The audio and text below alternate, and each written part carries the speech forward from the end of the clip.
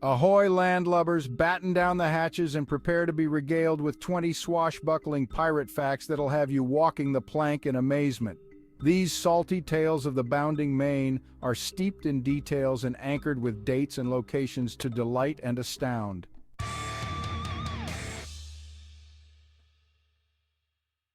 The fiercely notorious Edward Teach, better known as Blackbeard, intentionally cultivated a fearsome appearance to strike terror in the Caribbean and Atlantic from 1716 to 1718.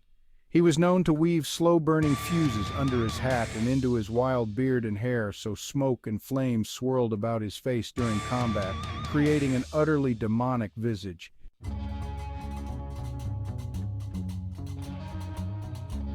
Though pop culture portrays them as seagoing outlaws from birth, many of history's most successful pirates were actually former Navy sailors who mutinied after years of being underpaid, unfed, and mistreated by their captains and admirals in the 17th and 18th centuries.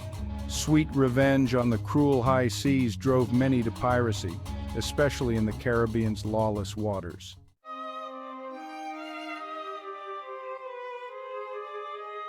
The iconic skull and crossbones Jolly Roger flag was more than mere decoration. It was meant to terrify merchant crews in the Atlantic and Indian Oceans into surrendering without a fight starting around the 1690s. Few could muster bravery when gazing upon death's head grinning on those black banners.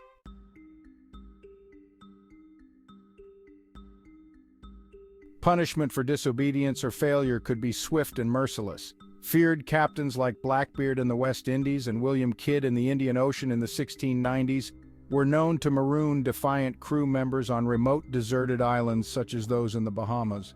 Left with only a bottle of fresh water, they were abandoned to die slowly of exposure and starvation.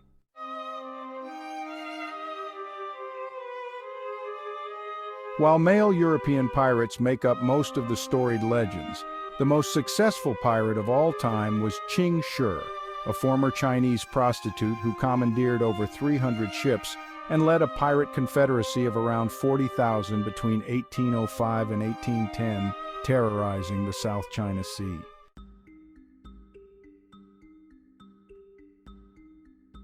Scurvy, a painful and potentially lethal vitamin C deficiency, was an ever-present threat that plagued pirates subsisting primarily on salted meats and hardtack, with few fruits or vegetables while at sea, for months at a time across the world's oceans in the 17th to 19th centuries. Symptoms included bleeding gums, lost teeth, jaundice, and even heart disease.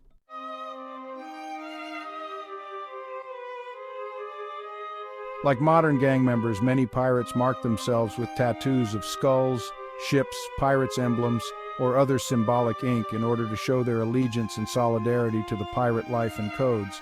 Popular tattoo locations included their chests, forearms, and hands, practiced globally but originating in Polynesia centuries earlier.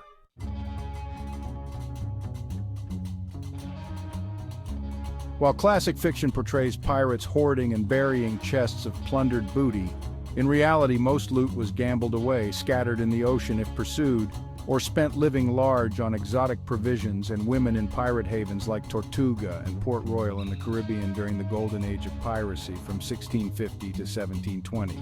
The legendary female pirates Mary Read and Anne Bonny, both based in the Bahamas in the late 1710s, were nearly executed by hanging in 1720, but at the last minute Read shouted, "Stay good, folks, for I too must give some account of the time."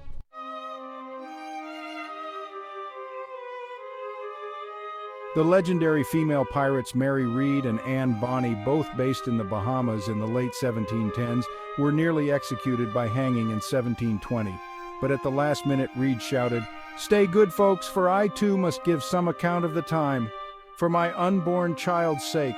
She cried to the crowd that she was pregnant, likely a desperate lie, but it earned a temporary stay of execution.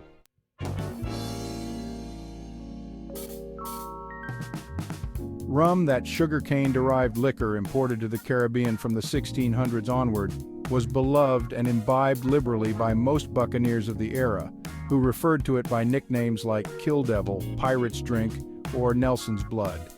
Those were fitting names given pirates' hard partying ways on shore and on board vessels.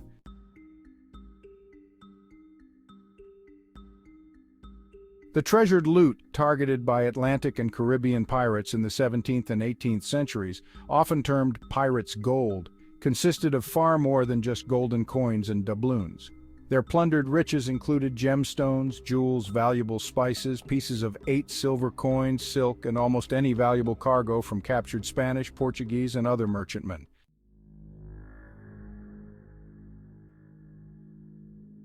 That iconic eye patch was more than a colorful accessory. It served an important tactical purpose for pirates at sea. Spending time on the bright upper decks caused eyes to painfully readjust to darkness below decks. By keeping one eye patched, a pirate could rapidly adapt his night vision while fighting boarders or organizing a night raid.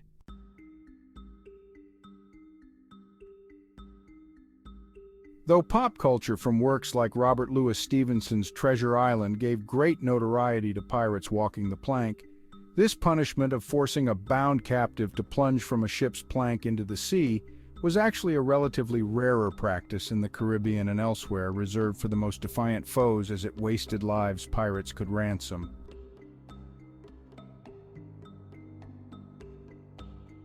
On the iconic skull design of the Jolly Roger flags flown in the late 17th and 18th centuries, the skull represented a chilling reminder that life is short, while the crossed bones below symbolized no mercy to captives and the brutal pirate codes embraced especially in the Caribbean Sea.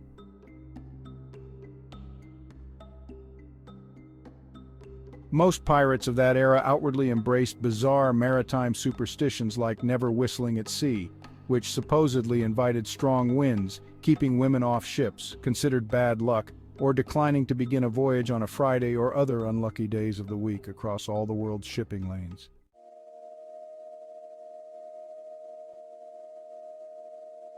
That quintessential R matey pirate lingo, with dropped letters and harsh R inflections, was almost entirely fictional and popularized in the 1950 classic film Treasure Island starring Robert Newton. Real-life 18th century pirates across the Caribbean, Atlantic, and Indian Oceans actually spoke in a variety of accents with more typical diction.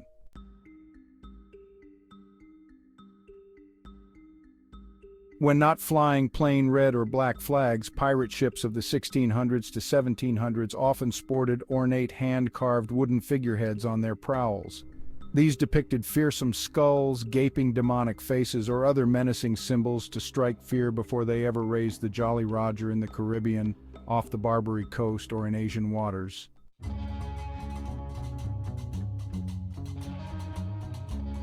The term buccaneer used for many of the Caribbean-based French, English, and Dutch pirates derived from the Arawakan Indian word buccan, which referred to the wooden frames indigenous peoples used for smoking or slow-cooking meats. Just like the buccaneers did in their outlaw camps to preserve food from raids across the West Indies beginning in the 1600s.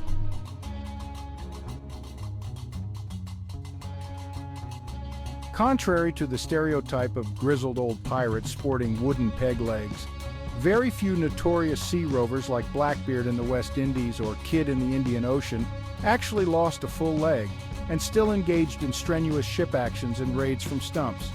An unchancy life often ended in a lost eye or hand at most.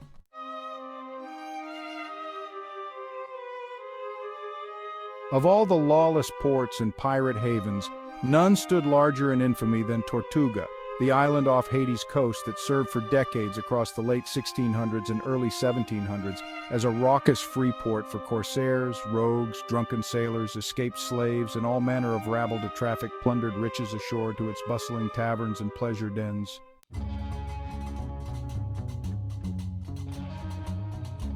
Well, blow me down. That's a veritable galleon's cargo hold, packed stem to stern with enthralling, salty pirate facts and lore anchored in time and place across the high seas. Best be batten down the hatches, you scurvy scallywags, for more swashbuckling yarns of high sea mayhem and treasure spilled across the bounding main.